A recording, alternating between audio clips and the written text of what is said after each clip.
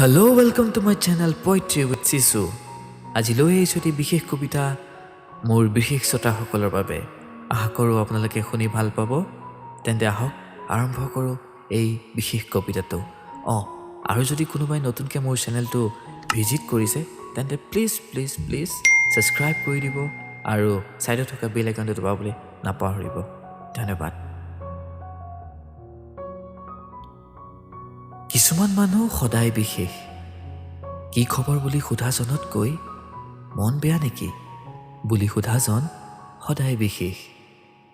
কিবা হ'লে মোক ক'বা বুলি কোৱাজনতকৈ কি হৈছে মোক কোৱা আকৌ বুলি কোৱাজন সদায় বিশেষ।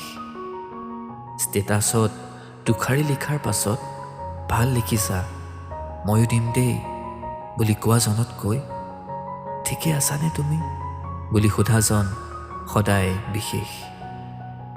মেছেজত ভালে থাকা বুলি বুজোৱাজনতকৈ ফোন কৰোঁনে বুলি সোধাজন সদায় বিশেষ।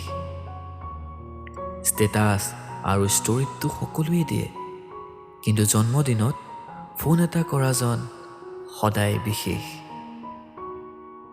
এই পৃথিৱীতটো ভুল বুজা মানুহ বহুত আছে, মানে হাজাৰজন আছে, কিন্তু মন বুজাজন সদায় বিশেষ।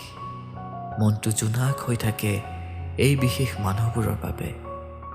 আজি দিনটোত চাগে আপুনি বহুতকে লগ পাইছে, কিন্তু ওপৰৰ কথাখিনি পঢ়োঁতে যাৰ মুখ মনলৈ আহিছে বিশ্বাস কৰক তেওঁ আপোনাৰ বাবে সদায় বিশেষ।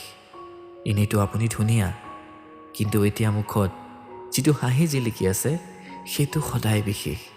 এইদৰে হাঁহি থাকক তাকে কামনা কৰোঁ। আৰু এই বিশেষ ব্যক্তিজন আপোনালোকৰ হয়তো লাভাৰ হ'ব পাৰে, ফ্ৰেণ্ডছ হ'ব পাৰে, নাইবা ৰিলেটিভছ হ'ব পাৰে। তেন্তে বিশেষ দেৰি নকৰি এই বিশেষ কবিতাটো সেই বিশেষ ব্যক্তিক প্ৰেৰণ কৰক আৰু কওক যে আপুনি মোৰ বাবে বিশেষ। আজি যদি মনৰ কথা নকয় কিবা ঠিক কাইলৈ ক'বলৈ সময় পায় বা নাপায়। Thank U.